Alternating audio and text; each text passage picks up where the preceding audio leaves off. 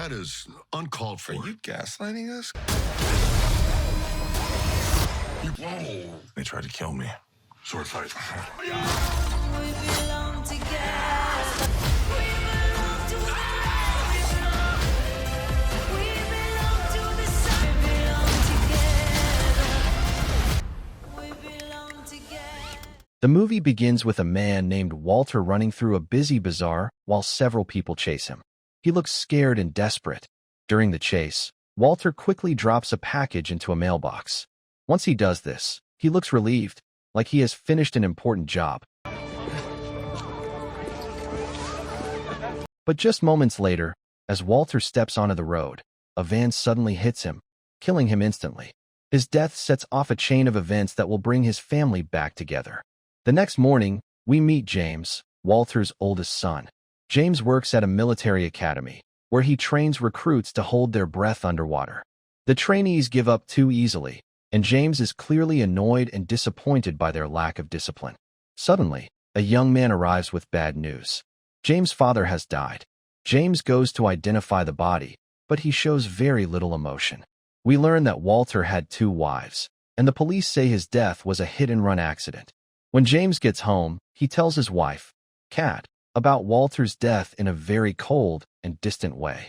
Also, Walter finally managed to get himself killed. Kat suggests they should inform James' younger brother, John, but James refuses. He says he hasn't spoken to John in 10 years and had no real relationship with his father anyway. Even so, Kat decides to contact John herself. The story then shifts to Oklahoma City, where we meet John, who works as a police officer. When John comes home, his girlfriend Denny is angry. She tells him he never opens up or talks about his feelings. John promises to do better, but then Denny reveals the real problem. She is leaving him. It turns out it's her birthday, and John completely forgot. Hurt and upset, Denny storms out, leaving John alone and miserable. That night, John is drinking heavily in his room when Kat calls him. She introduces herself as James' wife and tells him that his father has died. John didn't even know his father was still alive and doesn't seem to care much. Kat invites him to the funeral the next day, but John refuses. Listen, your father, Walter, I'm afraid he's passed away. Suddenly, 2 men break into his room and grab him. They demand to know where a package from Walter is. John says he never received anything. The men reveal they are members of the Yakuza, a Japanese crime group. John doesn't care and fights them both, beating them badly. During the fight, the men knock over some framed photos, pictures of John's mother's remains, which he clearly values deeply. This upsets John greatly. After the fight, John decides he needs to learn the truth about who his father really was and what he was involved in. The next day, John travels to the funeral. James is there with his family, including their sister Rita. John arrives and meets everyone. Things are uncomfortable between John and James because they have different mothers, and the brothers have had problems since they were young. Even so, it's clear that James still cares deeply about John, even if he doesn't show it well. During the funeral, both brothers notice strange and suspicious men watching them. They remember that Walter was a private detective, which means he likely made many enemies. Then the governor of the city, Peter, speaks at the funeral. He explains that he was a close friend of Walter and says he is happy to see the brothers reunited. You got pretty, bro. Long time, bro. That evening, everyone gathers at the house. Peter praises both James and John. Rita is still angry with John because he didn't come when James' mother, Maria, died years earlier. When asked about his personal life, John says he had a girlfriend, or maybe still does. He isn't sure. John tells them he believes Walter was murdered, not killed in an accident. He also explains that Yakuza members attacked him right after. James immediately assumes John caused trouble again, as he has in the past.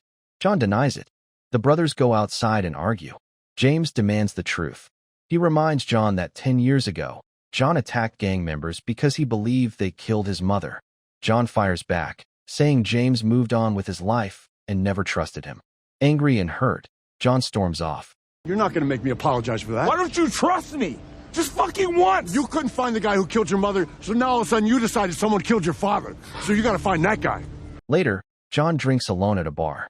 The bartender gives him a special drink. After drinking it, John feels dizzy and passes out.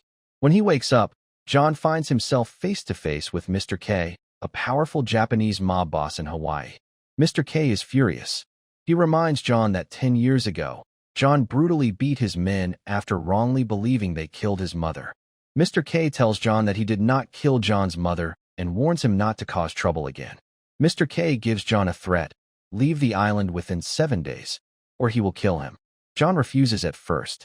Mr. K then cuts John's face as a warning. Realizing how serious this is, John backs down. 7 days, and then if you're not gone by that time, brah, you're gonna go for a long swim. Do you understand me, Johnny boy? The next day, James goes through Walter's belongings. He finds keys to Walter's office and a list with 12 strange codes written on it. At the same time, John is already searching Walter's office, but doesn't find much. Suddenly, he catches someone else breaking in. John grabs the kid, beats him up, and demands answers. The kid says his name is Ken. He explains that he worked for Walter as a hacker, helping him with private investigation jobs. John asks Ken if their father, Walter, had any big enemies. Ken answers honestly and says Walter was enemies with half the city. John tells him, "You work for me now." Well, good news, Pika. You work for me now. Come here. Come here. At the same time, James goes to the place where Walter was killed. He notices a security camera outside a nearby store and asks the workers for the footage. They refuse and start threatening him. James offers them money, but they still say no. James then loses patience and beats them all up, taking the footage himself. Back at Walter's office, John and Ken search through old items. John notices something strange about a surfboard. Inside, he finds a hidden map. It looks like blueprints for a large project, but John doesn't know what it is. Meanwhile, at City Hall, Peter is giving a speech about developing Hawaii. Rita, who works as his assistant, is there. John calls Rita and tells her about the map. Rita asks for the serial number so she can check it. James arrives at the office and admits John was right about their father. Same thing as you, I guess. Huh. I thought it was a hit and run. Yeah, I'm being methodical. You should try sometime. Together, they watch the video of Walter's death. It clearly shows the van hit him on purpose. Both brothers now know Walter was murdered and that something very serious is going on. As they drive home, a car suddenly attacks them. Thugs start shooting. John jumps out and shoots back, blowing up their car. The explosion also destroys James' car. James is angry, but John tells him he saved his life. Rita later calls and explains the map belongs to a man named Rico, who has ties to the Yakuza. Rico owns several fancy restaurants and plans to build another one. James realizes it's not a restaurant, it's a casino. Since casinos are illegal in Hawaii, Rico is planning something illegal. Rita says Rico is hosting a big party tomorrow, and the brothers decide to sneak in. Before the party, the brothers visit the construction site and meet native Hawaiians protesting.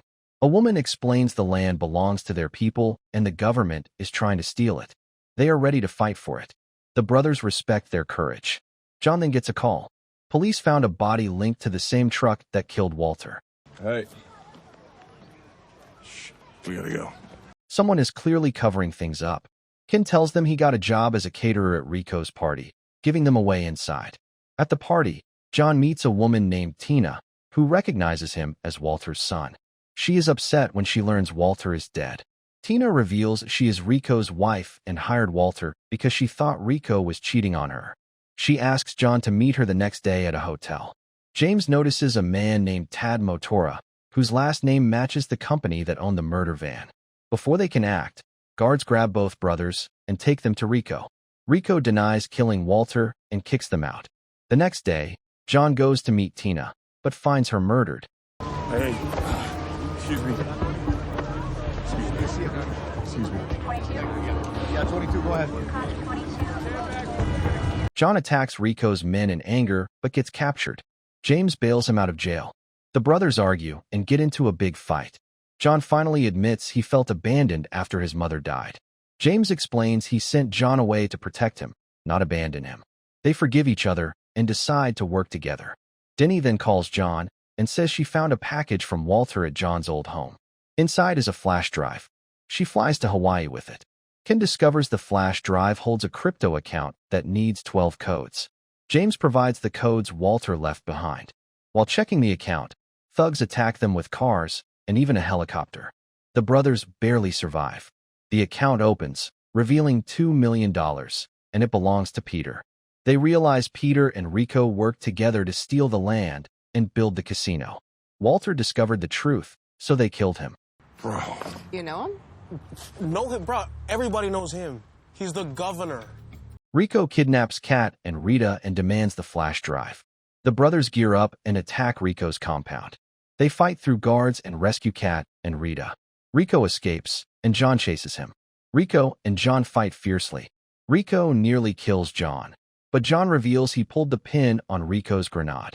A massive explosion kills Rico, but John falls into the water. James dives in and saves him. Peter is arrested the next day.